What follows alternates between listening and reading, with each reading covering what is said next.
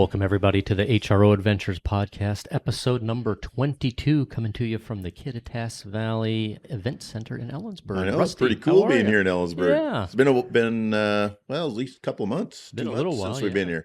Yeah, thanks for setting that up. Yeah, we appreciate them letting us use the room again. So it's always good to be out and about. Yeah, well, we've got some great guests today. Who do we have? We do have some great guests today. Of course, Mark is making his third or fourth appearance now, so I'm not sure we call him a guest, but we did invite him, so I guess we'll call him a guest. And so it's going to be nice to have Mark here. We're going to talk about how Mule Deer ended up with HRO, and then the other guest is really kind of a special guest, kind of fell in our lap here. I feel very honored to be able to bring OFO onto the show and to have him with us. But it's Mike Arns, and Mike, I do feel very honored to be able to have a group like OFO with us. Well, thank you very much. I appreciate the invite. Yeah, absolutely. We're gonna get to you a little later. We'll let you introduce yourself and talk about OFO a little bit. And so, but yeah, it's great to have you here. Thanks. It's great to have you here. Awesome. Well, before we get into the mule deer hunting here, let's bring up our Mountain Ops products for a few minutes. You guys devoured those protein bars. What did you think? Oh my word. You left those on the table. Last time we talked about immune and some energy and some hydration. And then all of a sudden we were packing up from the deal, and here's like a dozen of these protein bars sitting there. And I'm going, oh boy, here we go. Protein bars. Well, the Mountain Ops protein bars are very good, actually. I think those were peanut butter, I think. Yeah. And you left us the peanut butter ones. They were a lot like a candy bar. Yeah, they really are. I gotta tell you, they were sweet. They were really good. And I noticed that they were gone before the hunters even showed up. The guides, the patrolmen, Skip. The patrolman, especially. Skip might have just took all the rest. I don't know. But I got 2 of them in my pocket. I think Mark might have got 1. But the Mountain Ops protein bars.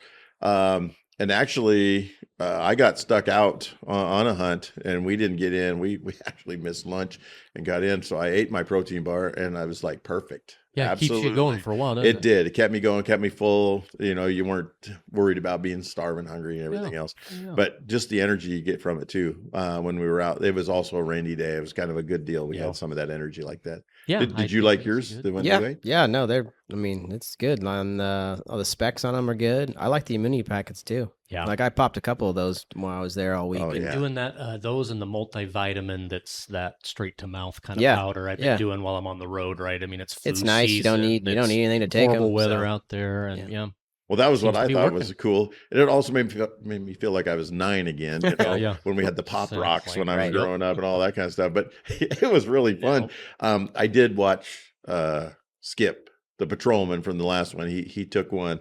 And it was really good because he couldn't talk for like 2 minutes because he wasn't prepared. He wasn't ready for what was happening. You gotta have a bottle of water. You do have to have a bottle of water.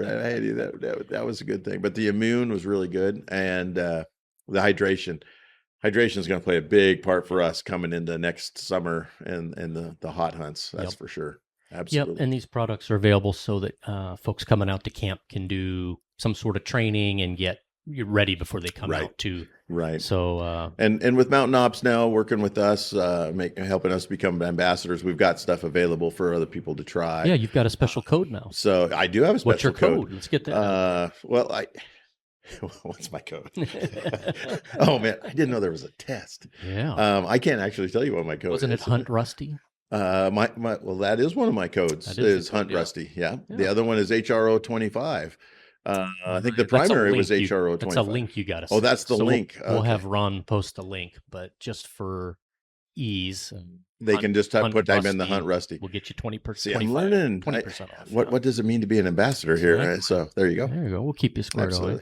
All right. We'll just want to thank the folks at Mountain Ops and Courtney. They've really set us up, and they've got a great lineup of stuff and want us to spread the word and spread the discount. So check it out. It'll help for stuff working up to hunts as well as being out at the cabins. So, all righty. Well, tell me about mule deer here. Have you had your final guys in camp? We did. I saw all kinds of pictures. We got some of the pictures up. Guys had a great camp. The last camp of the season every year for the last 5 years, I believe, 5 or 6 now, has been this group and they have they own the place. They move in, they take over. Nobody asked me where to go. They all know which bedroom they want, and they're pretty comfortable. They are very comfortable. They already got we've only had Wi-Fi for 2 years now, and they know exactly where to go in, sign in, and they're watching baseball games and everything else every night when we come in now. So the baseball games. I mean, I'm not a baseball guy or even really a sports guy, but I do have a little ulcer from watching. Right. Well, I tell you, one of these games. Holy cow! This has been a great off season for baseball. That's for postseason for baseball. It's been really good. Having another 18-inning game last night. Holy cow! So yeah, so absolutely. But anyway, these guys are really comfortable, really happy to come. One of them, we did have a new family member come along. This family has been, or a group of guys and families have been taking over this camp for many years now, and so we had a new guy. Yeah, first time hunter. Yeah, first time hunter. Never had shot a mule deer before. And how old? 35. Yeah. Okay. Yeah. So not all first time hunters are teenagers. No, that's why. So yeah, it was could have kind of been nice. anywhere in there. But his dad is like the luckiest hunter of the group. Okay, I remember that. We can always hold him off. No, we're going to let everybody else shoot the biggest first. buck. And then he ends up shooting the biggest one no matter what, whether it's first day or the last day. And we found out that he may never bring his son again because his son has the same gene. Has even more luck. He shot probably the biggest buck. Well, he shot the biggest buck of that group for sure. Oh my gosh. And so, yeah, they may not invite him back. I don't know. But yeah, so that family's got all the good things going. But yeah, the hunt went really well. It was an interesting deal this year. The way the deer and the bucks kind of were moving around and weren't spread out. Really? I've never once had a year. Well, and even Mark and I were talking about it. Even since he's been with me, have we ever had where all the bucks were in one spot? Oh, yeah. We had a real difficult time spreading the hunters out, and so because of that, I felt like a surgeon. I felt like we were just walking in, trying to not interrupt the whole herd and just pull out the bucks. So it made it interesting. Yeah, I mean, like Rusty said, the tricky part about when they're all concentrated is like you take one buck off and you ruin that piece of ground for at least a day, typically. I would think. And if they're not anywhere else, you got a problem. But we made it work. We filled all 5 tags and then we got it done. But there's no explanation for it. Rusty and I talked, like, what was the reasoning? Expertise. Is it not? There was green wheat there. There was cover there. There's water there. There should have been bucks in other pastures that we've always had bucks before, but they just weren't there. They were all moved in this one piece. But we made it work, but it was a different season. Definitely, usually sometimes Rusty and I are hunting 15 miles apart. That's what I was thinking. And this year we were half a mile apart. Several times. So I see your brake lights over there. But yeah, it was really super interesting. That is unique. One of the things that because this is a bigger group, we're concentrated on hunters too, which was making me as the outfitter super nervous. Sure. Mark goes wherever he wants anyway. I can't tell him anything. And so, but we had to hunt together. We had to hunt and stay in touch with one another so that we didn't bump into each other. We didn't push each other, and we didn't push the deer around. And so that made a big difference on how we did. We did have a couple of areas where we knew there were some bigger groups of does around some of these areas that had green wheat, had cover, had water, had everything. We would go look at those does, and in some places there was 20, 25 does, and not a legal buck in the group, and not a legal buck around. Now, I'm going to tell you, now that the rut's going to start here real shortly, there's going to be a buck around. They'll show up. We just didn't know where they were at. Maybe they were on the neighbors or whatever, but we would go look at those other deer, trying to figure out why they're not there. And that helped us least let those areas breathe a little bit. Yeah. So, the first buck we got, the first buck we shot on the first day. In fact, we only got one on the first day. Yeah. Just because of that, all the deer were concentrated. It was a little too tough to move. In fact, I had a father-son with me, and the son was 18, and the father-son with us all 12 years. The group's been coming. This is the son's 4th year, and we went after one buck, and then ended up moving on another buck, and then had a buck actually sneak away from us as we were trying to figure out how to get to him. And then we had cows from the neighbors that broke through the fence that were in the middle of all this that ruined that hunt. And while I'm sitting there watching cows and deer move and different things, we spotted another buck, and it was just pinball. It felt like I was doing, and we were just moving kind of through the bunch. And so we went after another buck, and then I come up over. We had to climb a pretty good ridge, and we get on the top of the ridge, and I'm laser focused. I've got does all around me. I've got deer coming to me, deer leaving, going away from me. What was the wind doing? Anything? Very little on opening day. It rained. So everything was really quiet. Yeah. Not a lot of dust, not a lot of smell. We were doing pretty good. But I was laser focused on this buck, knowing that I've got all these other deer around me, and I'm moving up. And we get up there, and I get the kid on the sticks, and I've got Dad standing back behind us, and he's kind of my eyes and ears watching behind what's going on. And we shoot the buck, right? I just wish I had more time and been able to do it differently. Isn't that the way it always goes? But we shoot the buck. He makes a perfect shot, an absolute perfect shot. Down goes the deer. And of course, as I'm seeing that, he gets ready. He's been there before. He gets another shell in. He's on the sticks. He's watching the buck. We see the buck's, is passing away, dying there. And so as I'm kind of looking around to see what else is moving, the world's largest buck on the whole Hidden Ranch Outfitters place stands up and runs off. And the dad looks at me, and I said, well, get on the sticks. So we got him on the sticks, but we didn't even get a shot. And that buck just moved off. And he looked at me and he goes, did you know he was here? I said, we couldn't see over the ridge. We started 3/4 of a mile back there chasing 3 other bucks. And we finally get to this one. I climb up the ridge, and he's laying on the other side. Like, how am I supposed to know? And we actually, I moved on him and found him laying down, but I've got too many moving parts. So we never got a shot at him. He's breeding does right now. He is breeding does. I know exactly what absolutely. he's doing. So that was my most fun one. Well, kind of that until the end. So what kind of range did the son shoot at, and what kind of equipment did he have? Oh, you might have to help me with this one, Mark. He's shooting a 6.5 Creedmoor. Yep. Okay. But I don't remember make. That's all right. I was just kind of curious range and hitting power. The interesting thing is this whole camp is from running off, This whole camp is from California. Yeah. And so they have to shoot all copper. Yep. And so mostly barns and Hornadies. Okay. Barns and Hornadies, and this dad, the old grandfather. The grandpa, he does all the loading. He hand loads everything for all the. Mm-hmm. So when you're skinning these things, are you finding a mushroom copper, or I'm just curious? A lot of blood damage. Yeah. Those bullets, they tear them apart. Yeah. But they don't stay.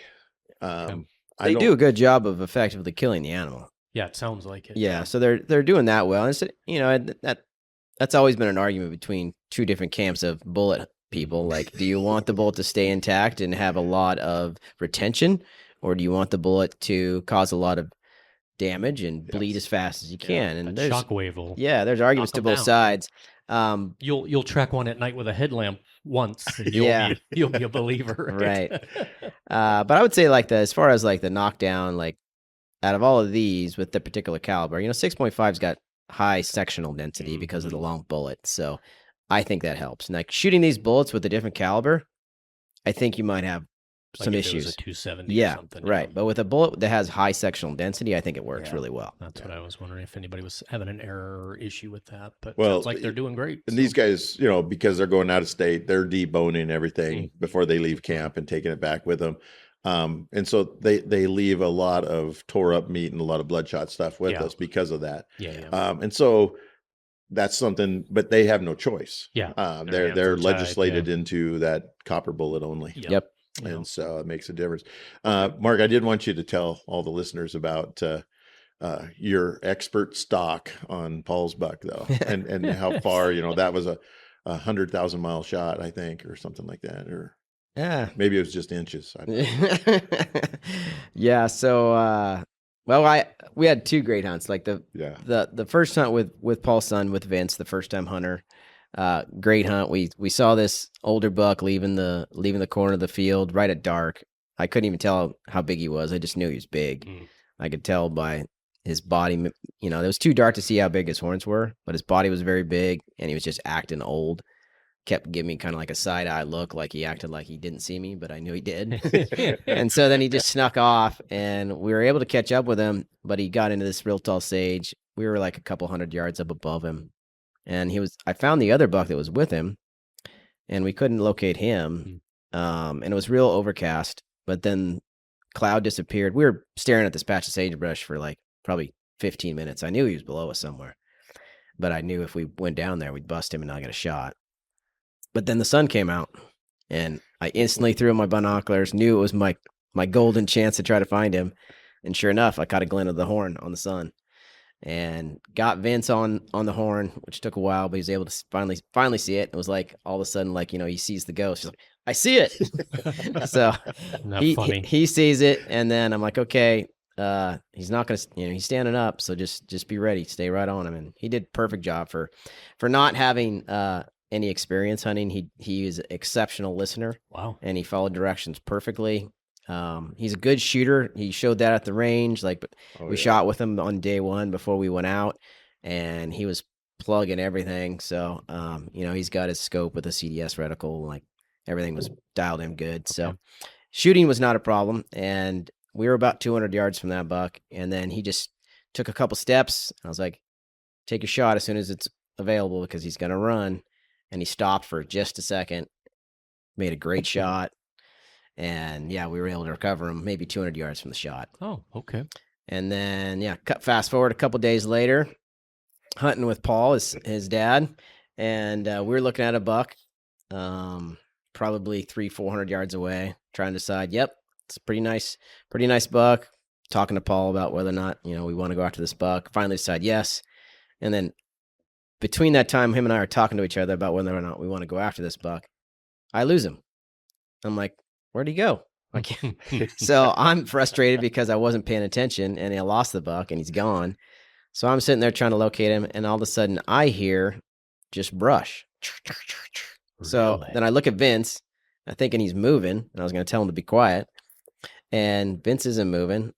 So then I get Vince's attention and tell him to listen. I didn't get Paul's attention because Paul can't hear. So I told him I didn't bother getting a hold of Paul. It's down to hand signals. Yeah. Waste of time. So Vince says, yeah, I can hear that. And so we're listening to that. And then finally, with my naked eye, just like 50 yards in front of me, I just see horns moving just above the sagebrush. So I throw my binos, and it's the buck. He had just disappeared on a move, was going to his bedding ground, left the does that he was with, and the wind was perfect, and he just came right in on us, just snuck right in on us. Had no idea we were here, but me snapping my fingers, getting Paul's attention, because he wasn't even, like we were just sitting there. Get him on the sticks, buck figures out something's there, but the sagebrush is like 5 feet tall in this area, so he can't see us, but he knows something's there, he can hear it, and he just starts stretching his neck out and like taking a couple steps, and he's focused on me, and he's coming in, but he can't smell us, and now he's trying to circle downwind. So he'd take a few steps, and finally he gets in the open, trying to circle down, and Paul shoots him like literally at 40 yards. Oh, wow. Yeah, so it was crazy. the fact that I lost him, I couldn't see him, couldn't figure out. I was like trying to make a play, decide what I was going to do, and all of a sudden, boom, there he is, like right in our laps. So that was kind of cool, and it literally, like where we got that buck and where we got Vince's buck 2 days before, maybe 100 yards apart. Oh, okay. So yeah, something that they're like there. Yeah, definitely, it's a good bedding area. So yeah, awesome. So that was pretty cool, and Paul made a great shot and dropped it, and so yeah. Excellent. Yep. Yeah. Well, I tell you what, why don't we get a message here from Preacher Dave, and then we'll come back and we'll talk about outdoors for our heroes. All right. Sounds good. All right. Hi there. Preacher Dave here for HRO Adventures. I love this area of the world. In a short drive from this very spot, you can be in almost any ecosystem you want. You can be in the prairies, you can be in the mountains, you can be down in the coulees, at the rivers, at the lakes. In just a few hours drive, you could actually be over in a rainforest. And even a less drive than that, you can be in a whole new adventure called Seattle Rush Hour Traffic. Whatever adventure you want.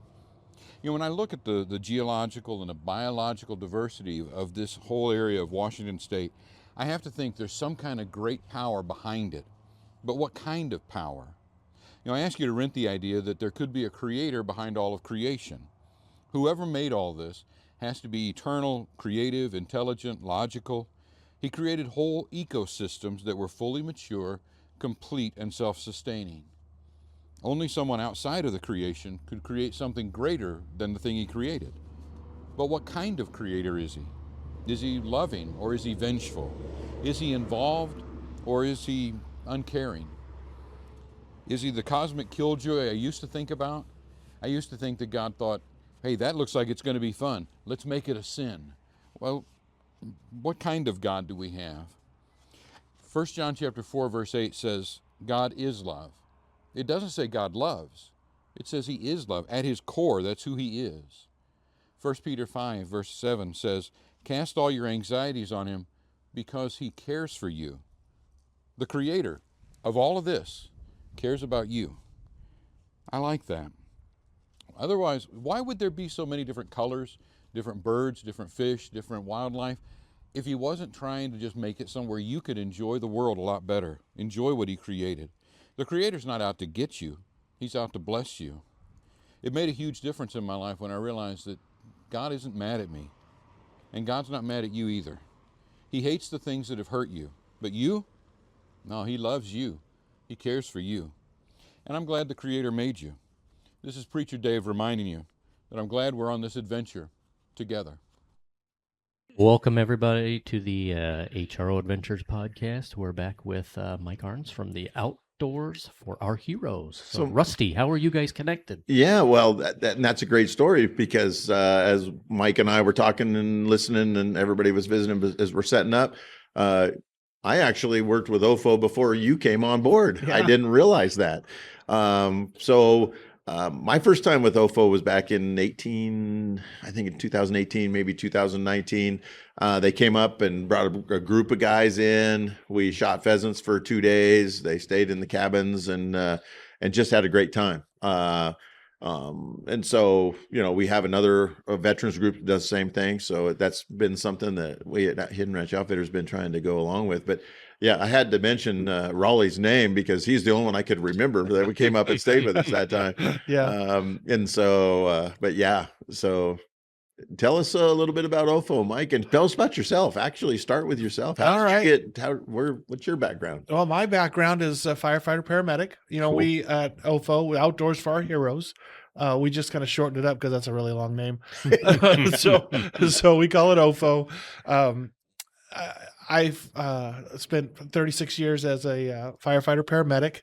I have a passion for the military. Didn't get to serve myself, but the group actually, which is why I got involved, is because we do military first responders, so police and fire also. Nice. So we do what we can to help promote outdoor adventures, whether it's hunting or fishing, mushroom gathering, stuff like that. But, for me, an avid outdoorsman, hunting, fishing my whole life here in the Pacific Northwest, both on the east side and the west side. We're actually out of the Lacey area. So the west side is where we're based out of. my good friend Steve Wright.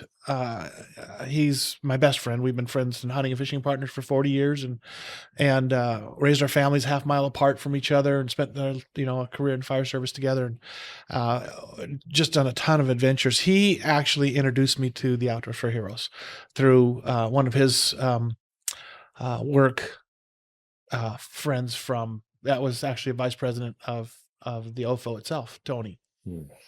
So Jason Brown is one of the founders. I think we talked a little bit about him.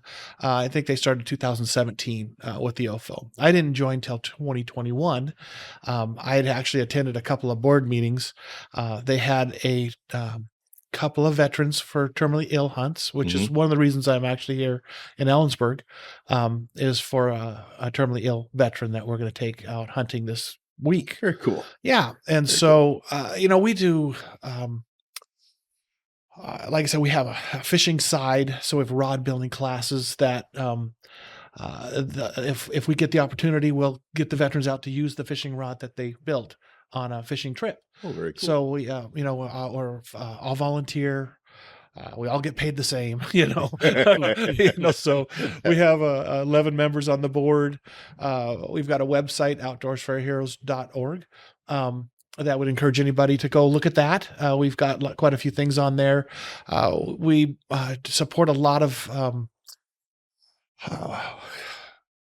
community outreaches where we're doing suicide prevention. A lot of the stuff that we do, is just to help. Sometimes it's it's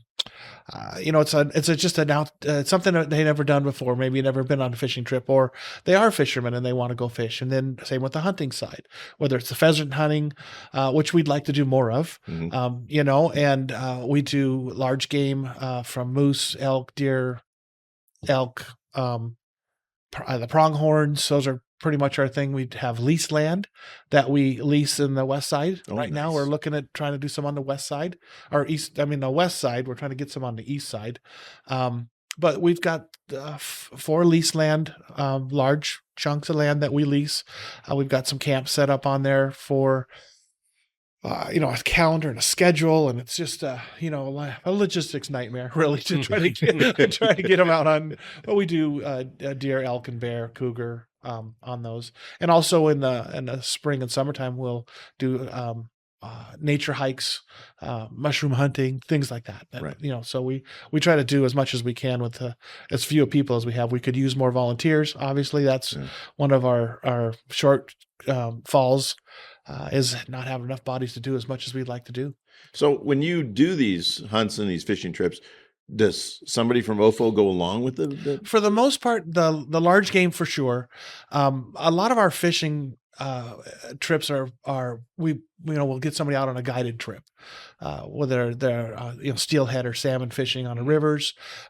We haven't got the saltwater component going really hard. We've done a few of those for halibut, tuna, things like that. We're working on getting some of that stuff. A lot of it's a funding problem. It's honestly, we have an annual banquet that's coming up in 2026, May 9th. That's our major fundraiser, is our annual banquet. I was just going to ask, you have one major fundraiser, but you have other ones. I think you were mentioning a golf tournament. Yeah, we've done a couple golf tournaments. Tried different things like that. Right. And they do pretty good for us. We do all right with those, and we really appreciate all the support we get. There's a lot of golf courses on the west side. Yeah. So absolutely. We try to, like I said, we're fully funded, supported, from donations, basically, from the banquet to there are people that donate on a regular basis, which we certainly can encourage. That's on our website too, if you want to look to donation stuff. There's a lot of our hunts, when we do have somebody that work like this, we try to have a representative on our big large game hunts with our hunters and our veterans. A lot of them have disabilities, obviously, to go on some of the hunts that we do get out with large game. There's an application process through the state that there's a certain amount of disabilities. We hunt states, Alaska for moose, Montana, Wyoming, Idaho, Utah. We're working on a Utah hunt right now. So we get out and about, Now the terminal ill one that you're doing this week. Yeah. Is this your first hunt of the year? You've No. done some prior to this. Right. And the terminally ill hunt is kind of one of those that we, as soon as we hear there's a need, we're all over that. And we, like I've been focusing my energies. I've was part of a hunt in Oregon. That I was on the way home from that. We heard about this veteran here that would like to go on a hunt. So we were able to get the tag through the state of Washington through an application process. Nice. But it, so when we get those, it's, it's a sad thing, but it's something that we really hope to provide a lasting memory for the veteran itself, the family, that we get involved with the family.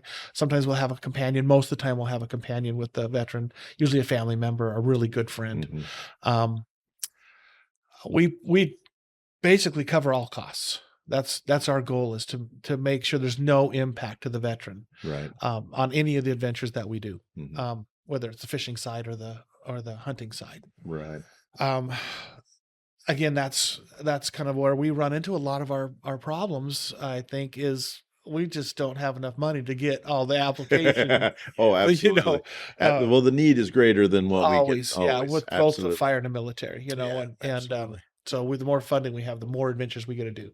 Well, now I know that as far as Hidden Ranch Outfitters goes, Mark's been guiding for me for 20 years.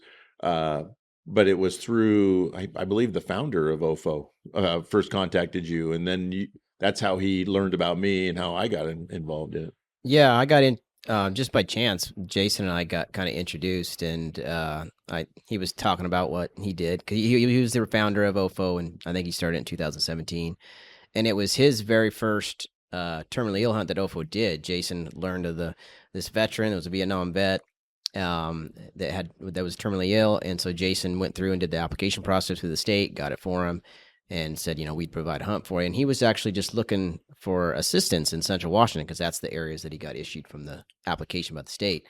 And I said, hey, I'll help you out. Like I know elk pretty well in this county.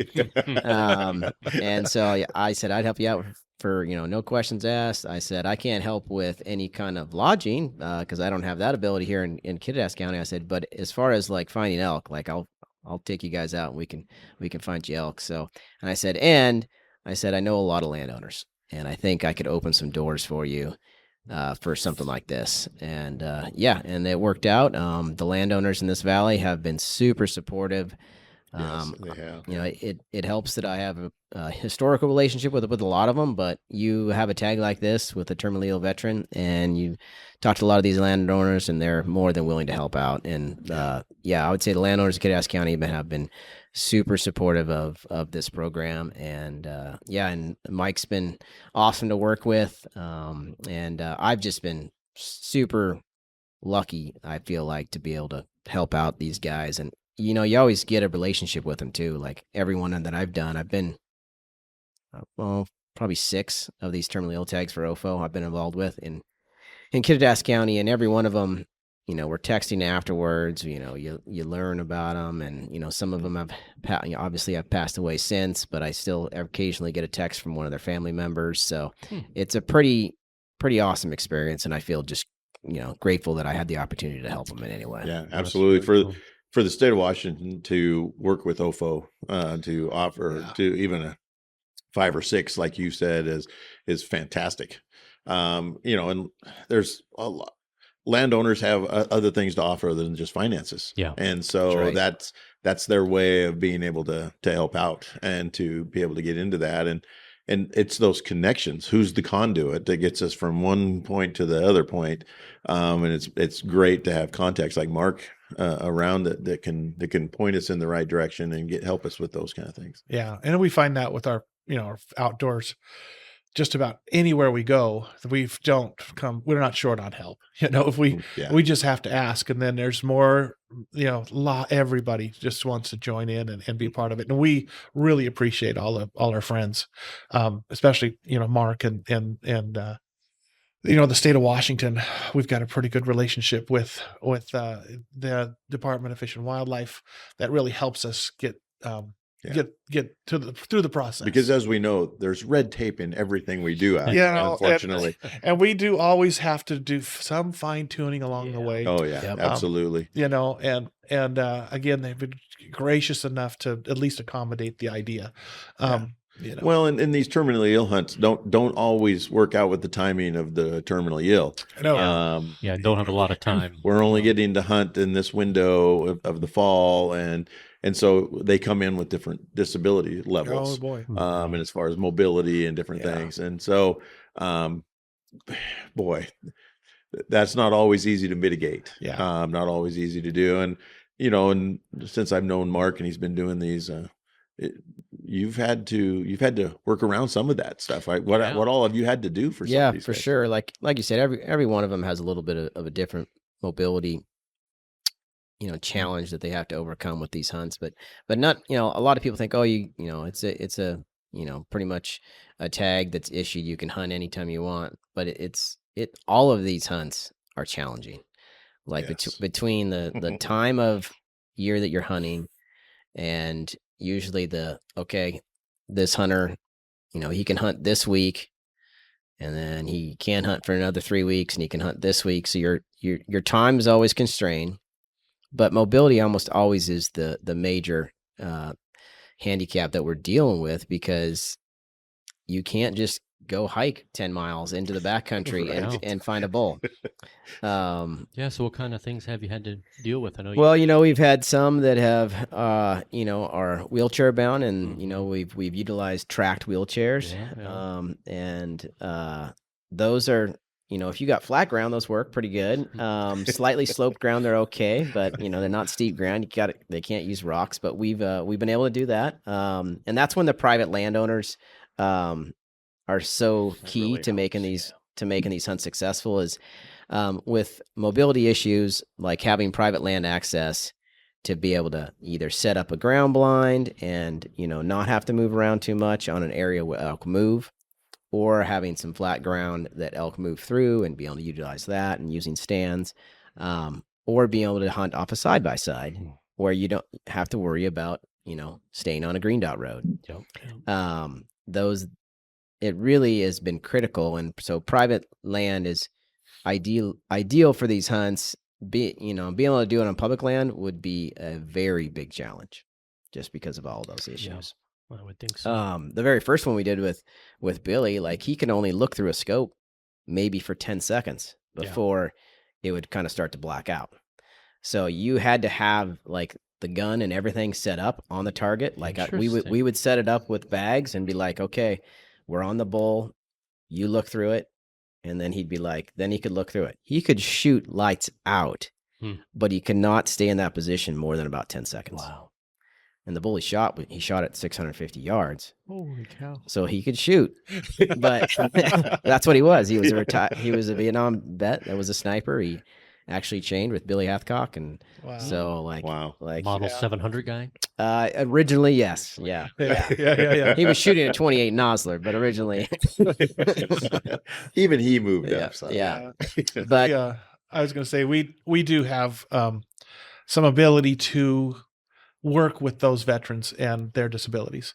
One of the veterans that we had, terminally ill veteran, we were able to. I've worked in the fire service, and so we're used to packing people up and moving them out of some pretty difficult situations and areas, and so I brought along some equipment that I thought we might need. That we were able to carry one of our veterans about 300 yards to get in position. Wow.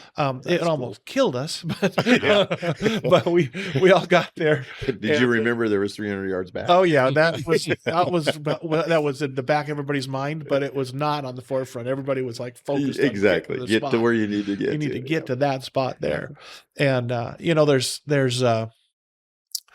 times, most of the time. These terminally ill veterans that we're taking out are they're on a short time frame, right, and their health is really affected, whether it's from treatments or one of our veterans that we took out was through all his treatments, radiation and chemo. and he was just from his knees to his belly button was just a mess, you know, and so, boy, he just got weighed up and just gutted it out. We were able to get him in on a really, really, really. I'm always nice impressed with their grit. Oh, man. Because you know they're in pain. You know, you ask them if you could, hey, can you walk 50 yards to get to the spot? And they never say no. Mm-hmm. Like their grit is incredible. Yeah, So it's amazing. We've had even on some of our other hunts in other states, we've had our veterans are pretty beat up, you know, and mobility is always an issue. Certainly, you know, sometimes I had one veteran was paralyzed, you know, on one side of his body. Oh, okay. And wow, you know, but he walked everywhere we had to go, and he's no quitting, that guy. Yeah. You know, and you know, it was we were not successful, but we had so many opportunities. And he was, you know, he was so thankful for the trip and everything. But you know, that's hunting too. You know, we're not going to be successful on every single trip. Yeah. Oh, yeah. But I think we're running about 99% right now. Wow, that's pretty good. Well, and even the family members that come along, Sure, those friends or family that comes along, because I've seen a lot of the pictures. You know, Mark's been able to show me some of the pictures, and the hunters are very appreciative. You can tell that, right? And some are emotional and some are not. But the family and friends always emotional. Yeah. They're always in, because they're just like, wow, we could have never done this. Well, and you before. figure too, they've been in a hospital treatment setting probably for quite a while, getting to that point. So Sure. Yeah. get outdoors or around a campfire, right? It's almost like you're a normal person again. So their loved ones, I think, can see them not as a patient somewhere, right, but as another guy, right? And even though that they're showing grit, effect. But their mind, you're right. Their mind is so focused on the hunt now, as too. There's the family members seeing them in a different mindset. Well, and there is a rejuvenation. I mean, honestly, and I haven't seen it yet. Every time, there seems to be I mean, I can think of multiple veterans that we've had out that were going through some pretty tough times. They're at the end of the hunts and the end of the you know, this adventure there's such a rejuvenation and more energy to focus on that living now. And it is, and with the outdoors, I mean, that's really just getting out, you know, and we put together some really good camps. And those are just as fun as the hunt. You know, sometimes we get back to camp after, you know, you guys with your deer hunting, you know, sometimes the story of the hunt itself is memorable, you know, and it changes, you know, well, but all the background noise goes away. So the digging machines and the bees and you're one of the guys around the campfire, you know, and that's something that I've noticed over the years now too. Everybody comes in with a lot of noise. And they're not really sure how things are going to go, you know, and then it takes a day or two to settle in to a routine, and because we try to set up a little bit of a routine, so there's an expectation. Then we try to always, you know, make sure that everybody's aware of what we're going to be doing, our plan, and it always changes, you know, last second. And everybody's by day 2, everybody's. End of day 2 for sure. That evening hunt, everybody's ready to go and know, okay, we might change this up, but this is how we're going to go at it now, you know, and that's something they're not usually used to doing. Everyday life and military, I'm sure there was a lot of that in their background. Well, that's the thing, right? You had troop movements, you had logistics, and it's a team sport. Sure. And so whether they had a good experience or not, they're back now into somebody's in charge, and some people are worker bees. Right. The common goal is to move you from A to B or whatever. And that's you go right back to how you used to work. Sure. In the Then military. we find that we get that feedback all the time from this type of things that we're doing with like I call them our adventures, because that's really what it is. You know, it's a different, you know, and in the fire service, you know, it's, you know, paramilitary organization and you know, there's a lot of crossover. Oh yeah. You know, to the military side of things too, with what you're talking about. Yeah, lots of SOPs and everything. The EOPs and then when and you SOPs. step out of the rig, right? Right. It's all went out the window now. We're now making this up as we go. So yeah. Well, like I said, it's been a blessing to come here with our Washington veterans.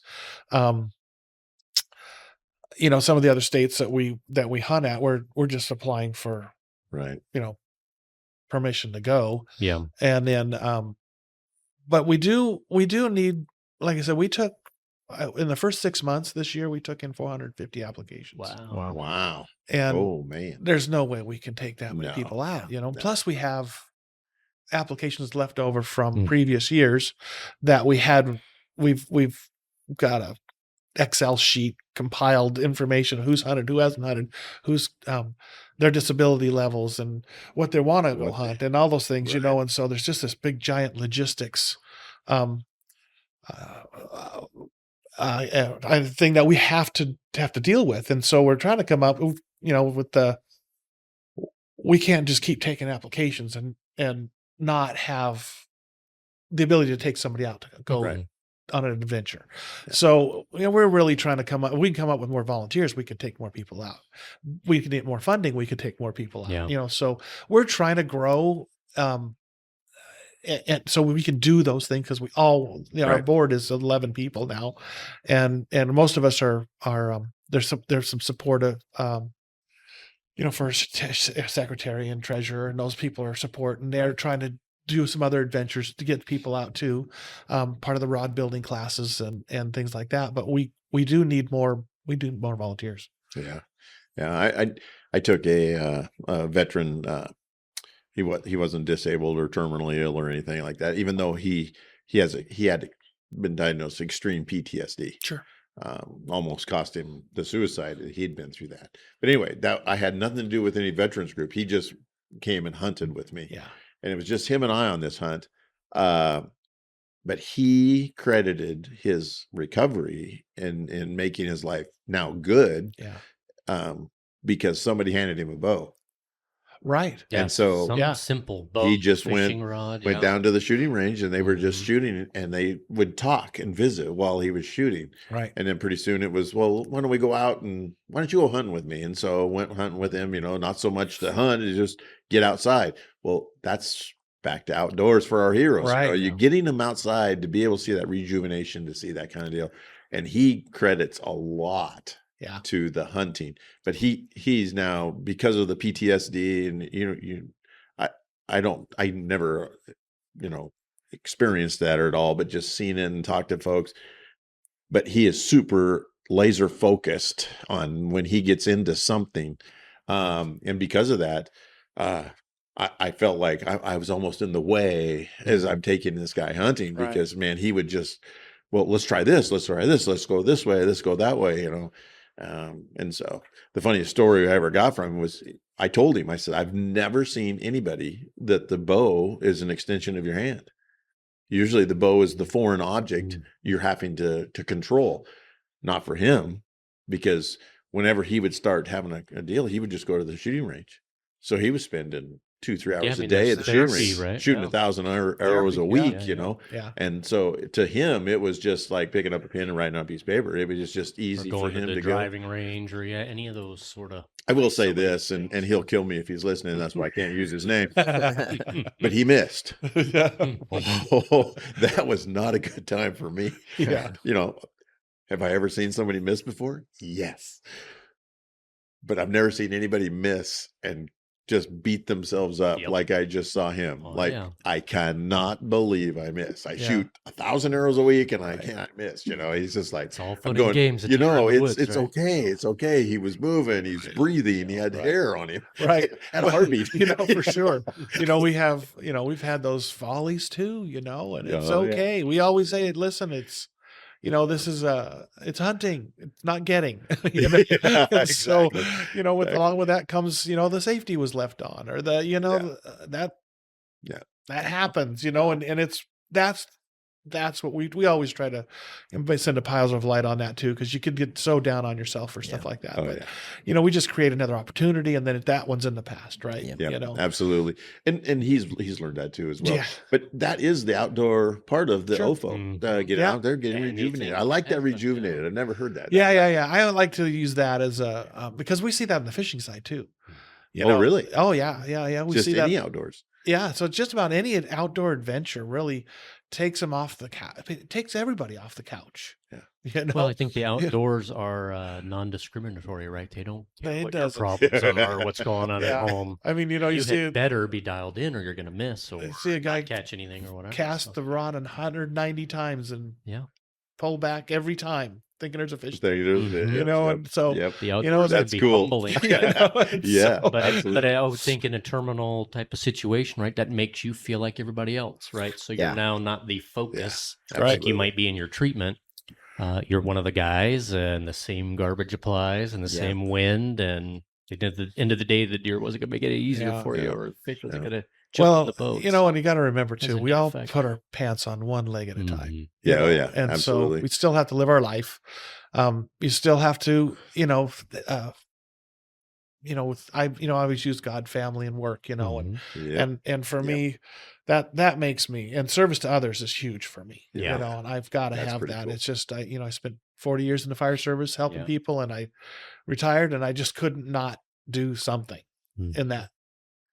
That's my passion, helping people. I Yeah. don't have to. I mean, I still hunt and fish,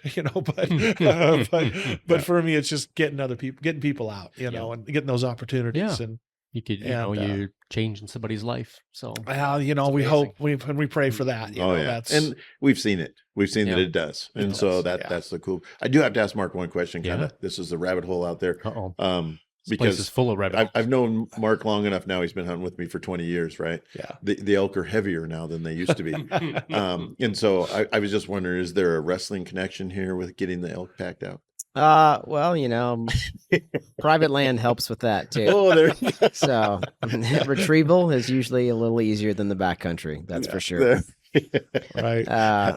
But yeah, in this county, I'm almost always hunting with Marcus Mays, who's one of my another wrestling coach so between him and I, yeah, we have a lot of wrestling connections. So if we need to get an animal out, we can. But almost always on these OFO hunts, there's always a lot of support. There you go. So getting an animal out on an OFO hunt's not really an issue. Not too bad. Yeah, usually we have all kinds of support.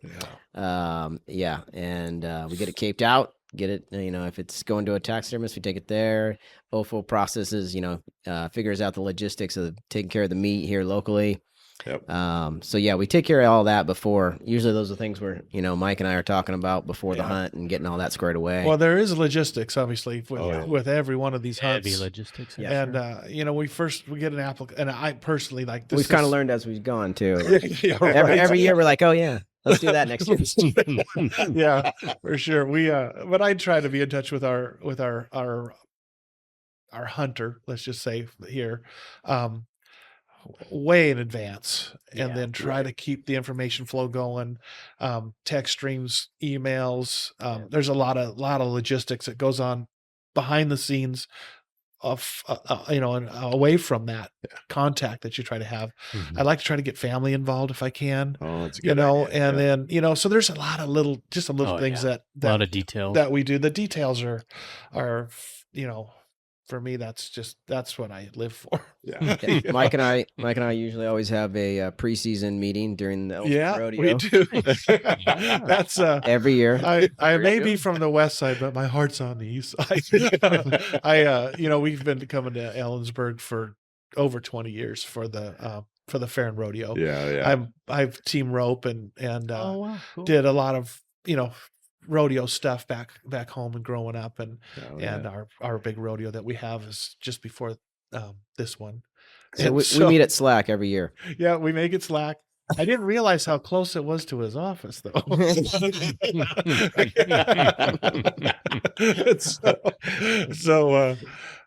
So this has always been our, the road fair and rodeo has always been our end of the year final camping trip, Right. for the family, and Okay. before school starts, and we just love it over here. My son's living here now too, and him and his wife cool. and Cool. Casey and Cody are here, Right. so we'll be spending more time visiting. And Yeah. Well, I took Mark away this year during the rodeo. You grew up guiding this year. We still met at we Slack. we did. Oh, did you? Yeah.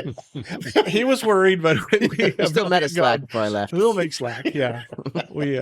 That's my favorite part of the rodeo. Honestly, is Is the the slack. is the slack and of course the big roping before on Wednesday, and I just love it. I love it. Yeah. That's awesome. So where we at, Dave? Well, it's time to step out for another break, and then when we come back, let's finish up with Mike, and then go into your calendar. Okay, sounds good. So we'll be back shortly. The Snoqualmie Inn by Hotel America is the perfect location to stay at when visiting the Snoqualmie Valley. With 99 guest rooms, the inn can accommodate travel sports teams and seminars in addition to valley visitors. Enjoy the breakfast buffet, fitness center, and indoor pool before starting your activities. Coaches and parents alike will enjoy the spacious meeting rooms and lounging areas with food and coffee retailers within steps of the front door. Use the promo code SNOWPOD for 12% off. Teams contact Lori Hay for reservations and further discounts. Make the Snoqualmie Inn part of your stay, and don't forget to use the promo code SNOWPOD. That's SNOPOD in all caps. Welcome back, everybody, to the HRO Adventures podcast. We're finishing up with the Outdoors for Heroes and Mike Arns. So, Mike, thanks again for coming and joining us. Yes. Telling us about the OFO, and we love to continue to support it. As a logistics guy, I am just running through my mind through all the like non-guided, non-day of help that you need. Yeah. How can people reach out and find you? I think we mentioned your website before, but it's what? Outdoorsforheroes.org. Okay. Yep. And just go on there, and then it's got a link to go to donations. It does, yeah. And then a link to go to volunteer, and we could use both. I mean, yeah. And we will. I guess the one thing I want to say is our volunteers are, everybody's so gracious and with their time, but we could use help in, we've got some marketing. We could use some help with just these going on these hunts. Mm-hmm. We could use coordinating our fundraising, whether it's just emailing, businesses, because a lot of business, we have our annual banquet, and so we take donations for that, and then we have how would I say this? Right at the first of the year, January, we email companies, businesses, and just start emailing them with letters and say, hey, any chance you consider, making a donation so we could put that in our banquet.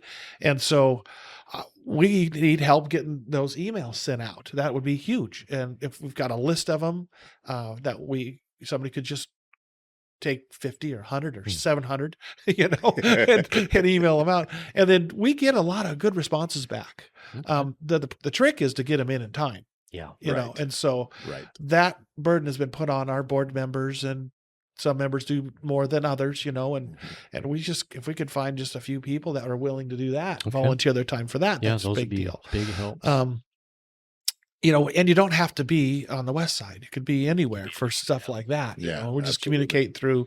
We do a lot of our Zoom meetings that we do. So it's we're able to communicate through Zoom, through email, through phone calls, texts. If you want to volunteer, please reach out, because we could use all the help we can get. And the more help we have, the more veterans we can get out. Yeah. And obviously, if we can just get more donors.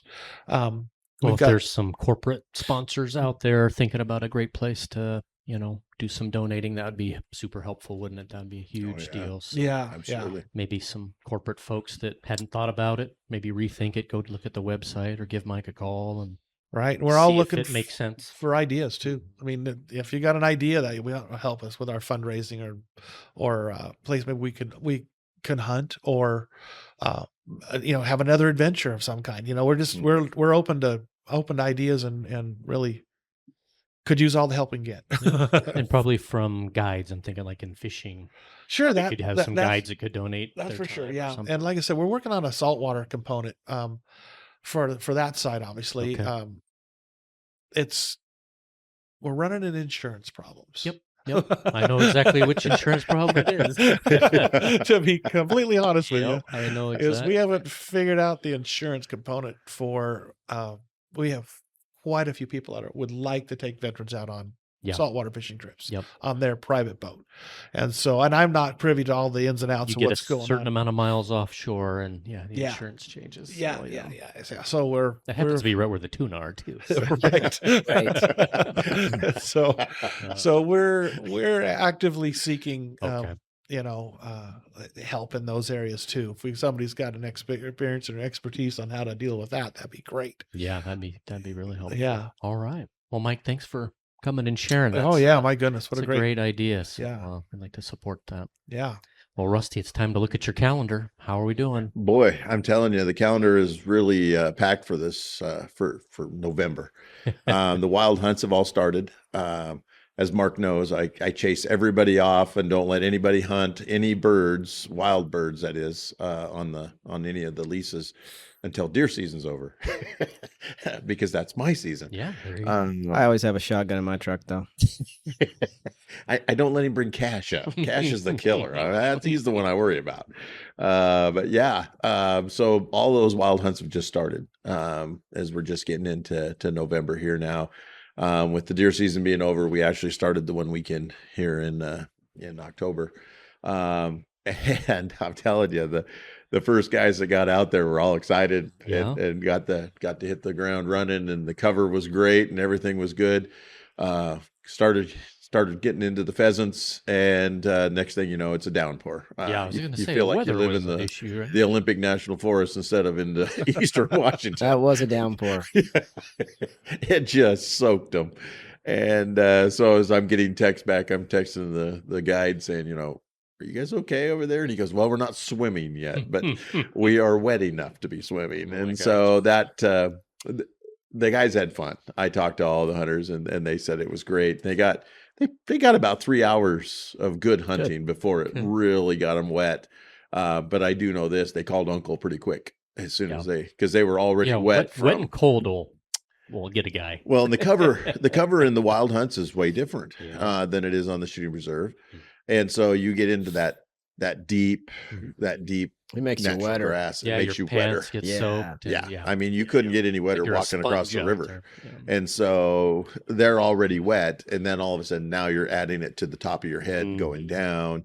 And it just made a difference. But anyway, so the first weekend went really, really good. The second weekend, I've got 2 groups coming in, and those guys are they've heard about how good it was the first time, and they're going, come on for Friday. We got to get this thing rolling. And the chuckers over there, we actually, I guess it was Skip and I took one of the hunters, and we went down over the breaks. And I will say this though, the hunters told me this as well, that the wild hunts, and it's hard for me because I'm not the big upland bird hunter. Yeah. And so, but the wild hunts compared to what they do when they come and shoot on the shooting reserves. The shooting reserves are, the birds are put out right before you go. The wild hunts, you're out there, you got to find them. The birds just weren't just put on the ground and just in the last hour or two. And so they've got to go find them, and the hunts are, and the cover's different. It's also way more challenging. And so it's going to take more time. You're going to have to change some elevation, and you got to be able to walk. Did they go with your dogs, guides, or did they do their own dogs? The last ones went last weekend were with one of my guides. Okay. Yeah. And they both hunters said that they wouldn't have seen any pheasants if they wouldn't have been with my guide. Their dog just wasn't. They have a newer dog. He was only a couple of years old, and they're just learning how. And so they need that dog to get some success. And these wild hunts, success is lengthened out between pheasants. And so you need to have a good dog, and you need to have a little stamina if you're coming for those. But because of that, the wild hunts are starting to gear up now. The other thing is we got Thanksgiving coming, and there's a lot of people trying to book times to get into that. So that would be one of the things looking forward we need to get into. When will the wild hunts end? The wild hunts will end at the end of the season, which is right around the end of January. Okay. I believe. I didn't know it went that far. Okay. I believe one of them, either pheasants or the chuckers, one of them ends the weekend before the end of the month, and the other ends on the last day of the month. And so now, as far as shooting reserve, we're going to go clear into March and April, so we can always get birds and get them in front of you and get your dogs. So the hard to please or hard to shop for outdoors person, somebody could call you and get somebody a hunt for after Christmas or something. Absolutely. Right? Yeah, Absolutely. That's could the be other an thing. idea. That's a great one Just to bring call up, Rusty Dave. and Is, he'll help you figure out how to make a cool thing for the. well, we do gift the hard to certificates. find, yeah. I get a lot of people that'll call me and they Mhm. want to do a gift certificate. That is the good thing about Venmo, Yeah, Zelle, yeah, those kind of exactly. things, is because I don't give out the certificate without the Mhm. cash. I've learned that one the Yeah, hard way. so somebody could get something set up as a Christmas gift. Go out in January, February. Yes, if you're looking for something to give to the hunter and the Mhm. family, and they like to shoot or upland birds, or buddy whatever. or corporate Yeah. gift or Yeah, something. Yeah. call me now. I got to be careful. Mike's here and everything because I'm sure he's listening to donations. And so those kind of things, the sooner you can get to me, that I can get things to you. That way you can put them in your book or whatever, your pamphlet, or you're sending out to whatever your auction and you're giving away. Sure. But so most that of we us can have get a it close. garage that looks like, Cabela's and REI mixed. It's like, I don't need anything else, but you could buy somebody a unique adventure that'd really be meaningful. Yes, So, exactly. be a great idea. So instead of just adding stuff to somebody's house or room, you're actually giving them an adventure. Yeah. And that's where HRO Adventures comes in, is trying to reach out, get that stuff for people. And so now is a good time to be doing that, because if you all wait until the week before Christmas, it's really hard to get the certificates to you and get things back out and those things. So you can start going that way now. Okay. That's a really good one. Starting to move into predator season too. We are. And we've already, with Kelly being on, just already had a couple, right? We've already got 3 that are signed up. So the weekends are filling up for Kelly. But, all 3 of them learned that you don't call Kelly in November because he's going elk hunting in Montana. And just so you know, elk hunting trumps coyote hunting in November. It'll always be there, right? Kelly was laughing about that as I was talking to him the other day. So because those guys they're having to contact him to get on the schedule and get that kind of stuff. But we had hunters that the California boys were very all interested, all over this. Boy, they saw the pictures of the thermal and they were all excited. You had me at thermal. Well, and the next thing you know, we're casting the videos up to the TV so that everybody could watch them in the room. And Kelly's a famous guy now, and they haven't even met him yet. So that's cool. But so the predator hunting now's a good time to be getting in on that. So that's pretty much the calendar. It's all bird hunting right now. The wild hunts you need to get in because those end in January. The rest of them we can get you in. Usually, and if guys call and do a wild hunt, it's with dogs only, right? Like, can you do one without, or can somebody do that? No, even if I was to put 5 roosters out on the shooting preserve, the chances of you actually getting one up without a dog would be chuckers, maybe less than 5%. Yeah. So I would say plan. It's going to be with a guide with the dog, and they're great guys that run the dog. Yes, and so you're going to want a guide for some of that stuff. Retrieval too. Like if you don't have a dog, you're going to lose. Yeah, you're going to lose them, especially in the deep cover. You get in a couple of our spots that we have that really tall grass. One of those chuckers goes down. Good luck finding the thing. No, the price for entry is down there. The equipment demands not huge. The skill level's not massive, so it's a great way to start. But I just want to make sure people understand it's a dog deal, and got some great guys with dogs, and it'll make it more interesting and it's more fun with the dogs. Well, that's for sure. Hunting with dogs. You work with dogs. It's fun. You'll that's never the best part of the whole hunt. Way more fun because you're having fun all the time. Watching those dogs go. Absolutely. Watching the dogs work is pretty cool. So I think I told you guys before, I had a relation family member who was big duck hunter, but the dog had a fever as a little pup, so was deaf. So they were all hand signals. So the dog would run out, turn around and look, and watching completely quiet hand signal was a really cool. After you've heard all the whistles and the different noises, and here this was a super silent hunt, and the dog was trained to go out so many yards around, look back, and then move, and it was like, oh, that's pretty neat. So I think if you work with dogs once, you'd be like, man, this is the way to go. It's kind of cool. So. Well, and I've never done field trials, never trained a dog, never done. Only when I had that one give to me for a couple of years there. So the dog deal is I'm learning and watching everybody else do it. And then of course, Brett and Dan that we've had on before, and they're going to be on the next podcast, by the way, talking about things. They're fantastic, but that is one thing that the other hunters told me too, when I asked them about the first time going out there, was this wild hunting, you get away with a lot. You can do it drive out to the parking area and get out and laugh and joke, and your dog making circles around the truck and everybody else, and you're whistling and calling to your dog and everything else. You go wild hunting, if you were to do that, drive right up to the hunting area and slam your door, all the birds would get up and fly off. Right. And so they're like, okay. Yeah, very unique. And then type of hunting. when they parked, they all got out of their rigs. They were closing their door real well. And then Dan goes, yeah, I told them that this is wild hunting. Okay.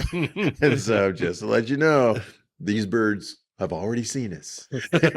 So be careful. Yeah, the guy with the white truck is back. Yeah, exactly.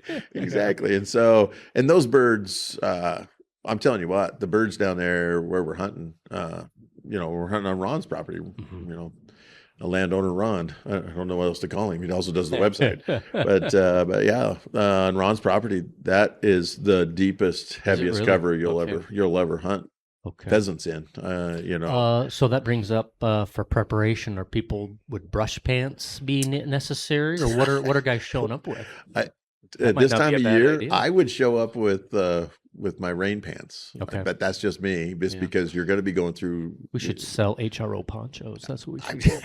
Kind of like Disneyland, right? It rains and they're $80 a piece all of a sudden. But that's just, we just talked about the first camp of deer. They've been here for about 9 years, and this was the first time it ever rained when they were here. Start bringing rain gear. Welcome to Eastern Washington. But then the first, wild pheasant hunt, the guys just get dumped on. Mm-hmm. So, but when you're hunting the wild chuckers and you're over on the breaks, the weather follows the river. Mm-hmm. We all know that. Mm-hmm. And then you're going to be going up and down in the snow, because it's just the way it is. It's the fall. But it's the fall. You're going to fun. You're going to get out in the dew and the frozen grass in the mornings, and you're going to get your feet wet. And so you got to plan for that kind of stuff.